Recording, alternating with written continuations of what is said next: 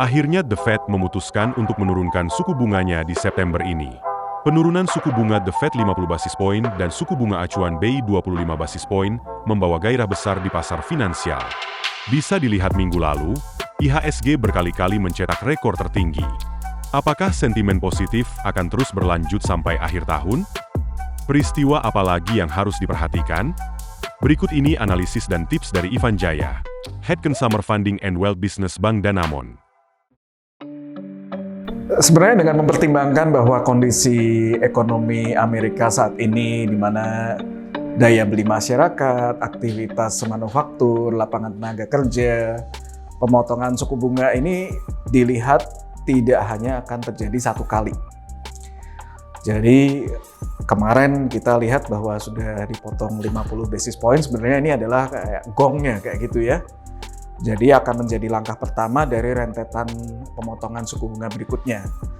Sehingga katalis dari siklus penurunan suku bunga ini kami antisipasi untuk terjadi hingga akhir tahun, bahwa masih ada 2 kali Fed meeting lagi di bulan November dan Desember. Potensi penurunannya 50 basis points, bahkan ada juga kami antisipasi sampai dengan 75 basis point hingga akhir 2024. Dan 100 basis point di 2025 ya.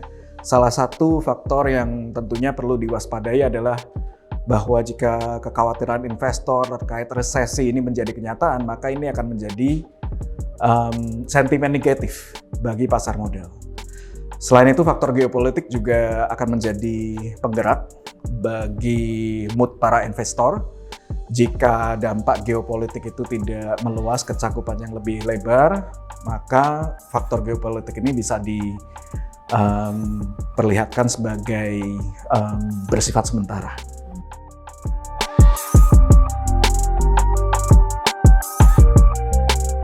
Jadi sebenarnya dengan mengantisipasi adanya resesi tersebut, yang kita perlu lihat adalah resesi itu kan sebenarnya dalam 2 kuartal berturut-turut pertumbuhannya itu negatif seperti itu ya.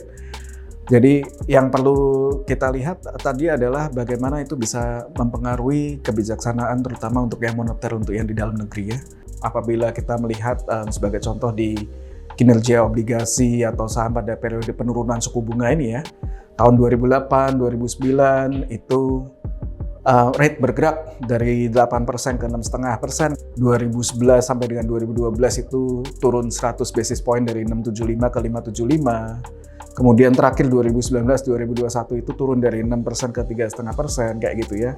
Itu mempengaruhi baik bond yield maupun indeks harga saham.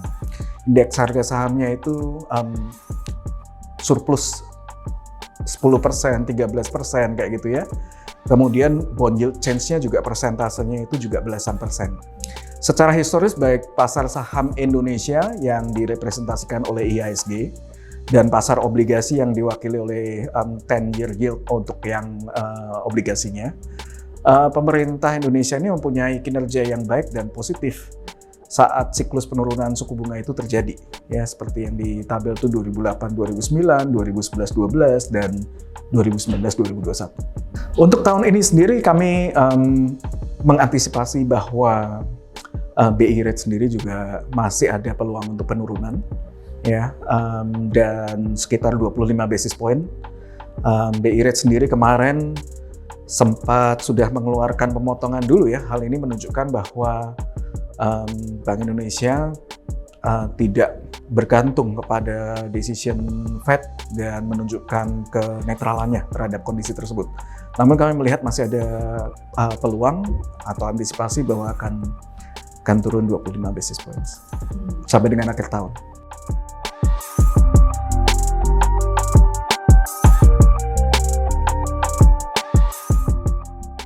Ya, apabila kita melihat bahwa selisih diferensial antara yield obligasi kita kayak gitu ya dengan Fed saat ini tuh masih di kisaran 300 basis point, 350 basis point ya, dari normalnya itu sebenarnya 500-an atau 550 ya. Jadi sebenarnya itu juga masih memberikan peluang bagi Bank Indonesia untuk tidak terlalu drastis kayak gitu ya untuk melakukan pemotongan suku bunga kayak gitu. Jadi kita melihat biasanya kalau BI rate itu turun, maka IHSG-nya itu cenderung meningkat. Kita melihat sebagai contoh yang 2019 sampai dengan 2021 menurun, dan gitu kita melihat bahwa indeks harga saham gabungannya itu meningkat gitu ya. Satu hal yang mungkin bisa dicermati juga, di bulan Oktober kita akan mengalami pelantikan presiden baru. Ya, kami juga mengamati 100 hari atau 3 bulan setelah presiden terbaru dilantik, biasanya performa IHSG itu seperti apa gitu ya. Dari 4 pelantikan presiden terakhir, 2004, 2009, 2014, dan 2019, semua rata-rata menunjukkan bahwa 100 hari atau 3 bulan setelah presiden terbaru dilantik itu positif semua. Kecuali di 2019 itu negatif karena ada COVID ya. Jadi waktu itu 2019-2020 Indonesia dinyatakan pandemi COVID, sehingga satu-satunya yang anomali adalah yang di 2019. Namun selain itu kenaikannya cukup signifikan ya, bisa dikatakan signifikan. Kita ambil contoh 2009 dan 2014, hanya dalam 3 bulan itu meningkatnya bisa di level 5%-an, 5-6% untuk IHSG. Saya rasa ini karena dibarengi oleh optimisme ya, akan pemerintahan terbaru yang dilantik, dan diharapkan bahwa ekonomi terus bertumbuh, apalagi kali ini didukung oleh siklus pemotongan suku bunga. Biasanya aset kelas yang risikonya lebih tinggi itu akan disukai, dan terbukti bahwa saya rasa dari beberapa bulan terakhir arus dana asing untuk masuk terutama di pasar saham cukup signifikan.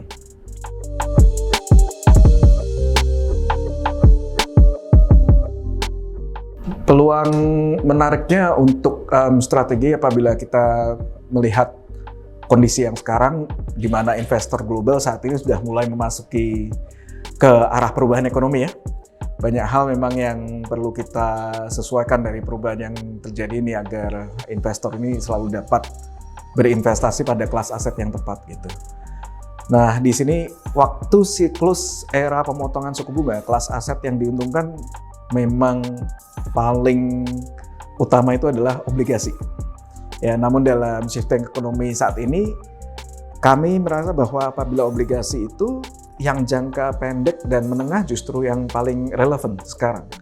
Karena kondisi perlambatan ekonomi akibat suku bunga tinggi yang kita jalani selama 3 tahun terakhir, dan sewaktu Bank Sentral menurunkan suku bunga, biasanya ini juga mengindikasikan bahwa perlambatan ekonomi sedang terjadi. Selain itu juga ekonomi sudah menemukan momentumnya untuk tumbuh kembali dalam era suku bunga rendah, maka pilihan terbaik berikutnya adalah untuk menuju ke obligasi yang jangka panjang. Apabila kita melihat yield curve yang sekarang ada, ini udah seperti flat kayak gitu ya, tadinya kan inverted kayak gitu ya.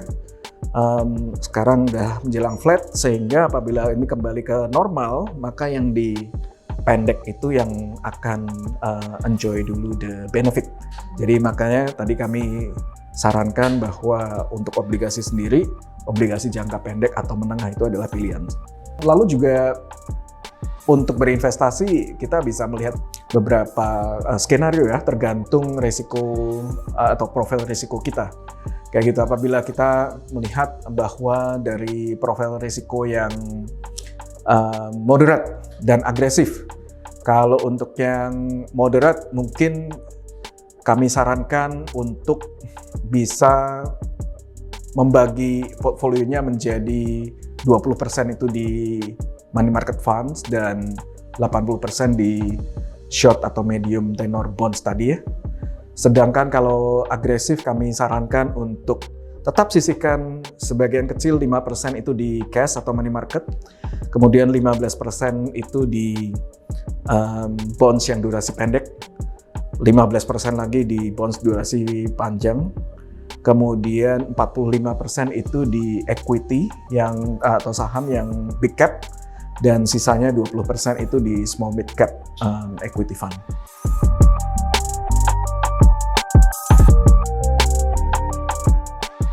Yang moderate ini kami sarankan untuk sekitar 20% itu di cash money market funds. Batavia Dana Liquid bisa menjadi pilihan. Untuk short duration fixed income bisa kami sarankan Sukor Investment Income Fund. Kemudian juga ada beberapa pilihan fixed income lainnya seperti Indon 49 yang US dollar ya, Indon 26, EDOS 34 atau yang rupiah FR101 dan FR100. Sedangkan untuk yang agresif kami bisa sarankan seperti yang tadi pembagian yang diinfokan, Batavia Dana Kas Maxima untuk yang money market fund-nya. Kemudian yang short duration fixed income-nya bisa di FR101 atau Indon 26 atau Sukor Investment Income Fund. Long duration fixed income-nya bisa di FR100, EDOS 34. Kemudian big cap equity-nya kami menyarankan BNP Paribas Trikahati dan Dana Reksa MSCI Indonesia ESG Screen, serta all cap equity-nya di Batavia Dana Saham Optimal atau Eastspring Investment Alpha Navigator.